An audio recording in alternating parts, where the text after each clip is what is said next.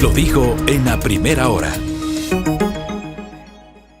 8:06 en la mañana. Buenos días al señor ministro de Energía y Recursos Naturales No Renovables, Juan Carlos Bermeo. Ministro, bienvenido, buen día. Está desactivado su audio, señor ministro. Lo vemos, pero no lo escuchamos todavía. Sí, hay algún problema con el audio del. Tengo... Ahí sí, ministro. A ver, ¿me escucha? Ministro Bermeo. Yo les escucho perfectamente. Ahí estamos bien. ¿Cómo le va, ministro? Bienvenido, buen día. Muy buenos días, Fabricio, muy buenos días a quien la acompaña. Belkis. Y eso es un tema de edad, así que... Gracias, ministro. Gracias. A ver, ministro, primero quiero pedirle una reacción sobre el precio del petróleo. Hoy amanecimos con un precio por encima de los $90 por primera vez en los últimos 8 años, desde 2014. ¿Qué implicaciones tiene eso, ministro Bermeo? Es evidente que, bueno, permítame primero agradecer la oportunidad de estar aquí y luego estaba mirando cuál era el tema de la entrevista de hoy y me decía perspectivas del sector petrolero, eléctrico y minero. Entonces creo que el tema es muy amplio y no sé si en el tiempo que tenemos vamos a poder cubrir todo este espectro de actividades importantísimas para el país. Con relación a su pregunta, evidentemente que es un beneficio económico para el país, sin duda alguna. Sin duda alguna que eso significa ingresos mayores al Estado ecuatoriano. Pero por el otro lado y en el reverso de la medalla, también tenemos que importar combustibles a precios más altos, probablemente. Y digo probablemente porque las circunstancias del mercado no las puedo prever en este momento cuando el petróleo ha superado la barrera de los $90 por barril. Pero de todas maneras no deja de ser una noticia importante y no deja de ser una noticia buena para el país en el sentido, y el ejemplo está, el año 2021 tuvimos un precio del petróleo promedio más alto que aquel que se usó para la reforma presupuestaria y esto ayuda sin duda alguna a la caja fiscal. Correcto, ministro. Ayuda a la caja fiscal. ¿Y qué pasa con la producción petrolera en este momento, fundamentalmente asociada a las dificultades de los últimos tiempos, con el SOTE y con el OCP en diciembre y ahora otra vez con el OCP? ¿Cuál es la situación de la producción y del transporte de crudo desde la región amazónica, ministro Bermeo? Como es de conocimiento público, perdón, el mes de diciembre tuvimos el evento grave de la rotura de los 2 oleoductos y logramos recuperar en tiempo récord de 17 días. Estuvimos ya en condiciones normales de transporte de crudo. Evidentemente la producción fue paulatinamente recuperándose hasta llegar a niveles casi de $500,000 la producción nacional. Este accidente, este evento que se produjo el día viernes pasado, no es lo mejor que puede haberle pasado al país. Y aquí hay que aclarar algo, tal vez, Fabricio y Belkis. A nadie le interesa que se rompa la infraestructura, ni al país, mucho menos a la empresa privada que la maneja. Este es un negocio de la empresa privada, es una inversión de la empresa privada que se llama OCP. Y cuando ese tubo está roto, no está funcionando el sistema, ellos pierden dinero, como cualquier otra industria. Entonces, a nadie le interesa, porque yo escucho voces como que estamos tranquilos, bueno, ya se rompió, pues ¿qué vamos a hacer? No, es todo lo contrario. Al país le preocupa, al ministerio sobre todo, como es natural, pero también le preocupa al OCP y tiene angustia de que este sistema vuelva a funcionar inmediatamente. No hay que olvidar que ellos venden el servicio de transporte a las empresas privadas y cada vez que este servicio de transporte no funciona, pues la empresa no tiene ingresos. Entonces quiero dejar muy claro que a nadie le interesa y a nadie obviamente le hace feliz lo que ha ocurrido con el OCP. En este sentido, ministro, si me permite, por favor, justamente entonces hablar de las consecuencias de lo ocurrido, de la ruptura del OCP. Perfecto, allá iba. Este accidente del día viernes, que produjo un derrame de 6.300 barriles, este accidente permitió a su vez que actuar inmediatamente todas las brigadas, todos los equipos de remediación y de emergencias y contingencias, y logramos o se logró recuperar aproximadamente algo más de 5.300 barriles. De forma tal que la diferencia ha sido pues vertida hacia los cursos a los cuerpos hídricos, y se hicieron todos los trabajos emergentes que una situación de esas provoca. ¿Cuáles son las consecuencias? Bueno, primero, sin duda alguna, la falta más bien dicho, el posible derrame serio que pudo haber ocurrido y que logramos contener. Hay unas 3 compañías especializadas que están haciendo los trabajos de remediación que arrancaron desde el mismo día sábado, de forma que la reacción fue inmediata, y creemos, por lo menos desde la óptica del Ministerio, que el problema, si bien es complejo, es serio, es controlable, y en eso se está trabajando intensamente. Esta rotura del oleoducto provocó, como es natural, el cierre de las operaciones del OCP, y evidentemente el transporte de crudo pesado del Ecuador que se hace a través del OCP tuvo que ser suspendido. Y eso tiene un efecto en la producción. Esperamos, como se ha sido el compromiso del OCP, que este fin de semana ya se restituya el servicio y tengamos nuevamente las condiciones normales de operación de este oleoducto, que es vital para poder evacuar el crudo de la zona del ITT y otros bloques cercanos. Correcto, ministro. Ayer se había informado de un derrame de 6.300 barriles. ¿Esa cifra es correcta, ministro? Esa cifra es correcta, y los recuperados son algo más de 5.000 barriles. Ya, ¿cómo se hizo esa recuperación? Perdón la ignorancia, pero sí quisiera entender cómo se logró recuperar el petróleo derramado. Bueno, bien que me toca esto, porque este tema toca algunos aspectos, unos de orden técnico, puramente técnico, y otros de orden público, y voy a decir por qué. Cuando se produjo este evento, que, como insisto, a nadie le interesa que ocurra, a nadie, esto ocurrió como a las 5 de la tarde del día viernes. Inmediatamente se activaron las alarmas, inmediatamente se tomaron las medidas que una situación de esta naturaleza obliga, y se logró construir, gracias a la habilidad de algunos operadores de maquinaria pesada que estaban en la zona, logramos construir de forma artesanal, si cabe el término, unas piletas que permitían recoger este crudo que estaba descargándose hacia el río, y logró interrumpir el flujo y que este flujo se orientara y se recogió en unas piletas de una especie de piscinas construidas de forma urgente, pero a la vez con una habilidad que debo destacar en este momento. ¿Qué pasó? Estas piletas estuvieron listas en aproximadamente 1 hora, y empezó a recogerse todo el crudo que he mencionado yo, de 5.300 barriles. Pero la población de Reventador, y más abajo la población de un sitio que se llama Chicharrón, en una actitud que yo no la entiendo, impidió el paso de los camiones que son los que se denominan hydrocleaners, que permiten la succión de ese petróleo que estaba retenido en las piletas para llevarlo como destino final al lago Agrio, en la estación Amazonas. Y esta decisión de la población de impedir el tráfico provocó una situación casi de alarma ambiental en límites rojos. ¿Por qué digo esto? Porque las piscinas estaban llenándose, estas piletas estaban colmadas de petróleo, y por otro lado teníamos la grave amenaza de lluvias intensas en la zona. Si es que ocurría una lluvia de esas condiciones y se rompían estas piletas artesanales, como he mencionado yo, todo ese crudo retenido de 5.300 barriles habría ido hacia los cuerpos hídricos. Esta decisión de la población del día viernes a las 12 de la noche, que gracias a la intervención del Ministerio de Defensa, del Ministerio de Ambiente, del Ministerio de Energía y de otras instituciones, pudimos negociar, si cabe el término, con las poblaciones, y nos permitieron el paso a las 5 de la tarde del día sábado. Es decir, tuvimos un larguísimo periodo en que las condiciones ambientales eran absolutamente frágiles.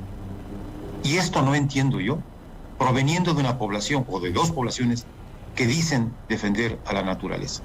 ¿Se tomó alguna acción con esos ciudadanos? Ministro, ¿se tomó alguna acción? Usted había informado justamente que estas personas fueron identificadas en su momento. ¿Qué, más allá de este diálogo al que llegaron, qué ocurrió después con ellos? A ver, si nosotros como ministerio o cualquier otra institución, el propio OCP, inicia una acción legal lo que único que hacemos es exacerbar más los ánimos. Correcto. Yo entiendo y yo me pongo en los zapatos de la población y entiendo que son legítimas sus reclamos, entiendo que son legítimas sus aspiraciones de tener una vía de conexión entre La Guagrio y Baeza, pues que no tiene sentido que la población tenga que hacer 8 horas de viaje para ese trayecto. Estoy absolutamente solidario con ellos en ese sentido, pero por otro lado no puedo menos que molestarme, por si cabe la palabra, por esa actitud que estuvo a punto de provocar un daño ambiental severo, muy severo. Ese daño ambiental no ocurrió. ¿Usted descarta, ministro, que se haya generado un grave problema ambiental en la zona? A ver, hay que pensar que el volumen que fue derramado hacia los cuerpos hídricos no es un volumen, ¿qué diría yo?, muy significativo. Y digo esto porque puede sonar que estoy minimizando el efecto o el impacto, de ninguna manera. Lo que estoy simplemente comparando los 1.000 y tantos barriles versus un caudal de un río como es el Coca y más abajo el Lapo. Pero lo que estoy diciendo yo es, si bien no se mezclan y si bien el petróleo y el agua no se mezclan, y quedan adheridas, las partículas de petróleo quedan adheridas a las piedras, quedan adheridas a las rocas de los ríos, a las rocas. Sí, pero espero que la audiencia me entienda. Es un problema serio, es un problema importante, afecta a comunidades, afecta al medio ambiente, pero es un problema que se lo está controlando y se están desarrollando actividades de remediación de forma intensiva y estamos, pues, con los resultados, estamos ya mirando cuál ha sido el trabajo de estas compañías especializadas en este tipo de problemas. Ministro, aprovechar que nos acompaña para hablar también respecto de lo que tiene que ver con las acciones a propósito de la erosión regresiva en el río Coca. Usted tuvo la oportunidad el día de ayer de mantener una reunión de trabajo con la presidenta de la Asamblea Nacional. Estuvo también presente el ministro de Ambiente, representantes de los GATS de la Amazonía, presidentes de juntas parroquiales, alcaldes y demás. ¿Cómo está la situación hasta el momento? Y lo pregunto en el ámbito de la cartera de Estado que usted lidera. A ver, permítame hacer una pequeñísima introducción. Yo he sido convocado a la Asamblea Nacional en los últimos, desde el mes de junio que estoy en funciones, aproximadamente 14 veces. Digo aproximadamente porque no tengo la cifra exacta en la cabeza. Y a todas las invitaciones que me han llegado desde la Asamblea he atendido. De manera que las veces que sean necesarias explicar la tarea que nos hemos comprometido todos en el Ministerio, no tendré ningún inconveniente. El día de ayer fui invitado por la presidenta de la Asamblea, la señora Guadalupe Llori, a una reunión de trabajo con los jefes de bancada, con algunos asambleístas, con los alcaldes de las zonas afectadas en el oriente, con representantes de la sociedad civil, de forma que fue un espacio donde pudimos explicar tanto el Ministerio del Ambiente, la Secretaría de Riesgos y quien les habla, todos los aspectos vinculados a este evento del día viernes pasado, pero también otros aspectos relacionados con el desarrollo provincial, tanto de Sucumbíos cuanto de Orellana. ¿Qué es lo que se ha tratado ahí? Evidentemente el problema del río Coca, evidentemente el problema del derrame, evidentemente las consecuencias ambientales, y a todo ello, a todas esas inquietudes, insisto, legítimas de las poblaciones, han sido atendidas, respondidas, y se han llegado a algunos, yo no diría acuerdos, pero por lo menos algunos compromisos de trabajo entre los distintos asambleístas y los ministros de Estado. ¿Y cuáles son esos acuerdos? Porque ustedes pudieran escuchar las demandas justamente de los ciudadanos. Sí, a ver, por ejemplo, lo que se decidió pues, es hacer una reunión de trabajo también en la Guagrio o en el Coca, eso está por definirse, en el que se hará una evaluación del avance del proceso de remediación, se hará una evaluación del proceso de atención a las distintas comunidades y lo que se denomina cómo va el avance de la línea base. La línea base no es más que una línea cero que define cuál es la condición actual del problema y cuáles son esas medidas que deben tomarse paulatinamente para volver a la condición original, es decir, antes del evento. Esa línea base, como es natural, dada la extensión y la cobertura geográfica, no se la hace de la noche a la mañana, y las empresas están trabajando intensamente también para definir cuáles son esas condiciones actuales de la zona geográfica, del ámbito de interés, para que podamos inclusive definir con mayor precisión tareas, actividades y estrategias para poder solucionar y volver a la condición original. Esto se hará en unos 15 días, como se dejó planificado, y yo estoy seguro que en este plazo tendremos ya resultados mucho más concretos, y sobre todo nos permitirá, a la luz de esos resultados, tomar acciones, cualesquiera que fueran, en pro y en beneficio de que toda esta situación sea arreglada de la forma más rápida y ágil posible. Ministro Bermeo, para cerrar esta parte petrolera... tenemos otra parte. Claro, pues la parte minera, ya le voy a preguntar el tema minero. Oiga, lo que le quería preguntar es, hay una fecha exacta, si bien es cierto, esto le corresponde a la empresa privada, pero ustedes obviamente tienen que saberlo, de cuándo se van a superar los problemas del OCP 1 y 2. ¿El SOTE está funcionando sin problemas, ministro? Puntualmente sus preguntas. Está planificado para que este día domingo o máximo lunes se rehabilite el sistema de transporte a través del OCP. Y con relación al SOTE, está funcionando a plena capacidad, en condiciones óptimas, así que esperemos que esto continúe de forma satisfactoria para el país, fundamentalmente. De acuerdo. Dejo el tema petrolero, voy al tema minero y quiero pedirle información sobre Zaruma. ¿Cuál es la situación hoy mismo en ese cantón de la provincia del Oro, ministro Juan Carlos Bermeo? Yo quisiera dividir esta exposición mía, que la voy a hacer inmediatamente, en dos áreas perfectamente claras y definidas. Una que es el tema puramente técnico, es decir, de las medidas de orden profesional, técnico, que se han tomado para la remediación del problema. Y el otro que es el tema, si cabe darle la forma así, legal, por efecto de la presencia de mineros ilegales en la zona. ¿Okay? Con relación al primer aspecto, ¿qué es lo que hemos hecho? Primero hemos recopilado toda la información, hemos analizado la información disponible y estamos permanentemente, y esto quiero insistir, Fabricio y Belkis, estamos permanentemente haciendo estudios. Desde el día 1 que se produjo el problema, en el mes de diciembre, no hemos parado de desarrollar estudios topográficos, geológicos, geotécnicos. Hemos usado equipos sofisticados, radares, escáneres. Sí, no hemos descansado ni un solo día. Y aquí sí quiero ser muy puntual, ni un solo día, porque el problema no permite descansar. Hemos puesto turnos rotativos tanto de la Agencia de Regulación y Control, del Instituto de Investigaciones Geológicas adscrito al Ministerio, cuanto del propio personal del Ministerio, para trabajar sábados y domingos sin descanso. En cuanto al tema técnico, ¿qué ha provocado? Como resultados, una definición, un diseño estructural que permita rellenar el socavón. Y voy a usar unas palabras muy coloquiales.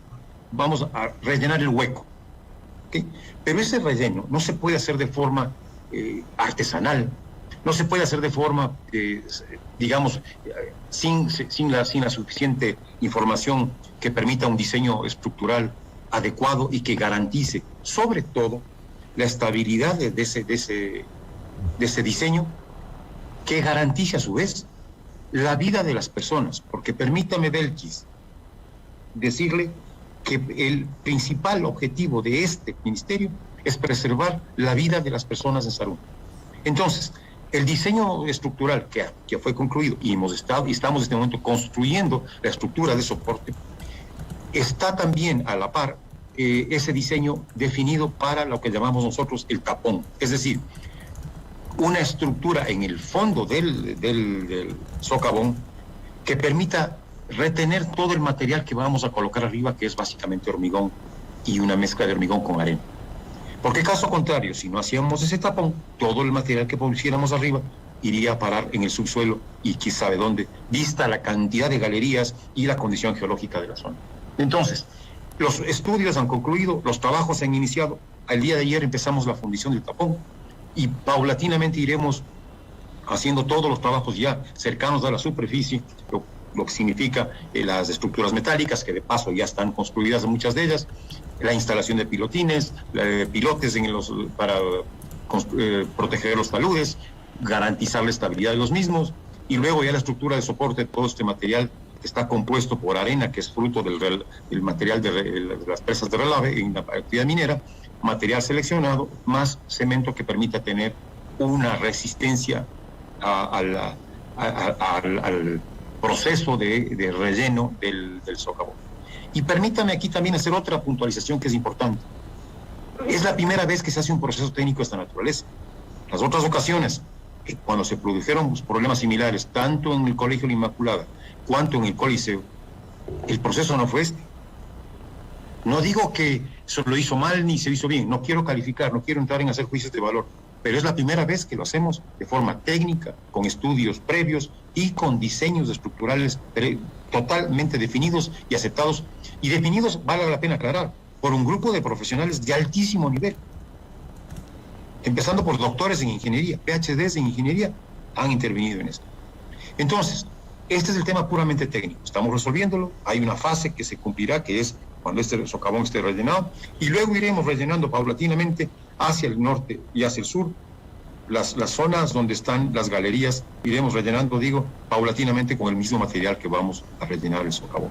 Señor ministro, rápidamente, Sí. En términos generales, ¿qué evidenció la inspección que luego derivó en el diseño estructural que ya culminó, como lo ha dicho? ¿Y cuánto tiempo más tomará todas estas acciones que usted ha dicho se han iniciado? ¿Y qué obras complementarias de pronto se contemplan de manera adicional dentro de todo este proceso?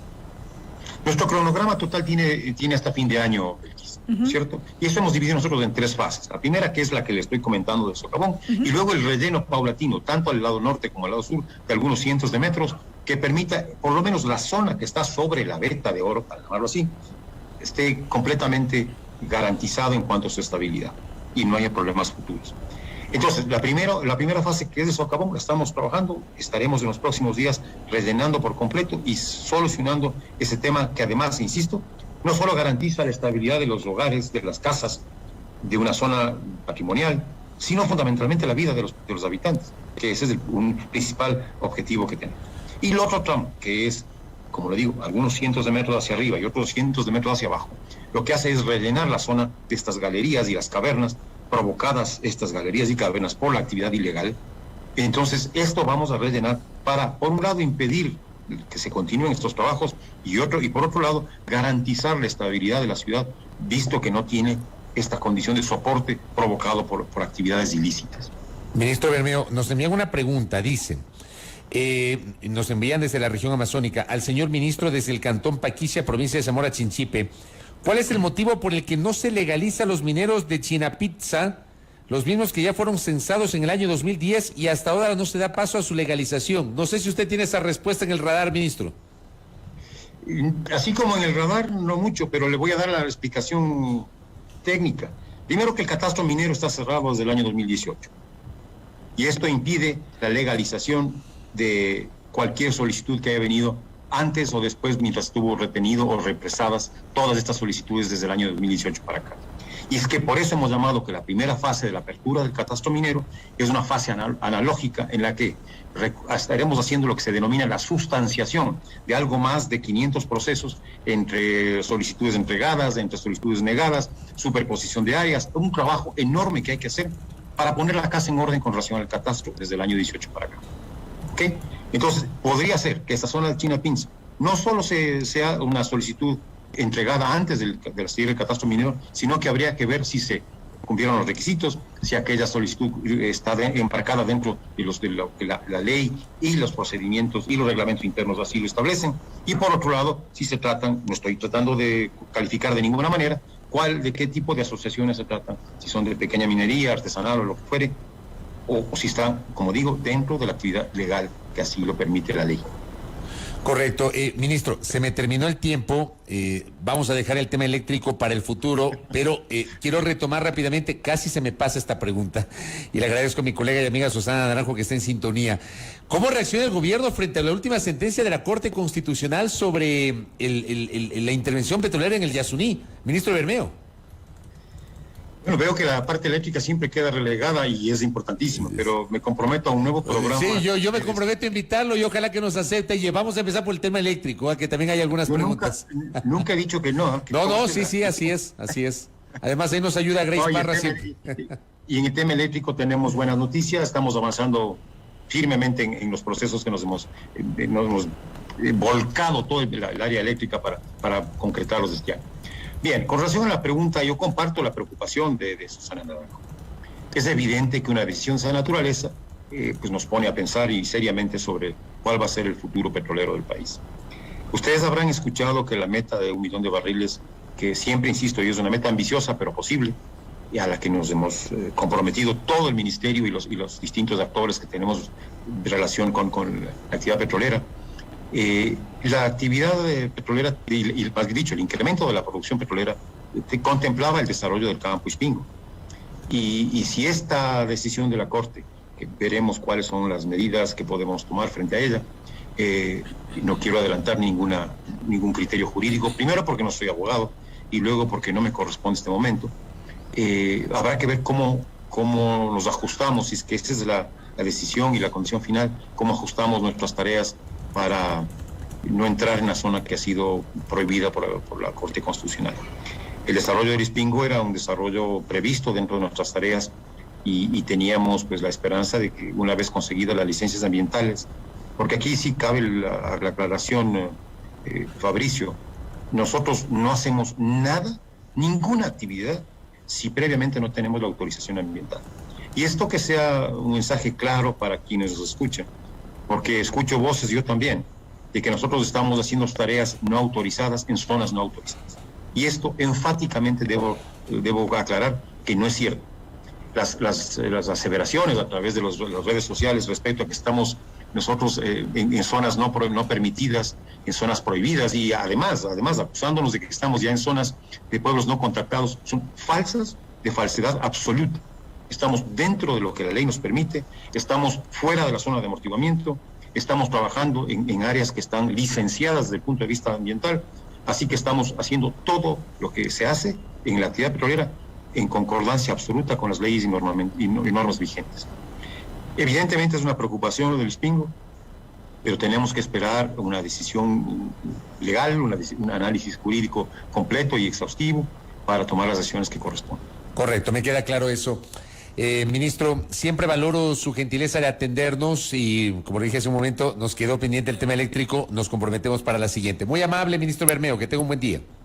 A ustedes, muchas gracias, buen día. Muy gentil. A Juan Carlos Bermeo, ministro de Energía y Recursos Naturales No Renovables. 8:34 en la primera hora. Primera plana. Todas las noticias, todas las voces.